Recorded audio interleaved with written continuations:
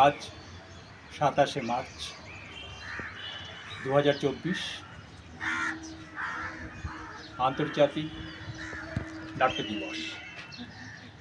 কলকাতা যোগসূত্র প্রতি বছর এই দিনটিকে বিশেষভাবে গুরুত্বপূর্ণ সহকারে পালন করে থাকেন।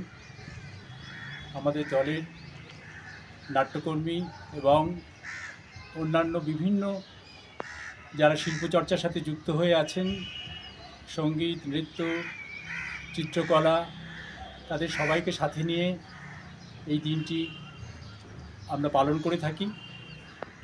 প্রথমে আমাদের নাট্যকর্মী শম্পা সরকার সঙ্গীত দিয়ে শুরু করছেন, তারপর আমাদের মেন্টর সলিল সরকার কলকাতা যোগসূত্রের পক্ষ থেকে কেন আন্তর্জাতিক নাট্য দিবস, কেন আমরা এটা কী ভাবছি আমরা তাকে নিয়ে এই বিষয়ে বিস্তারিতভাবে বলবেন।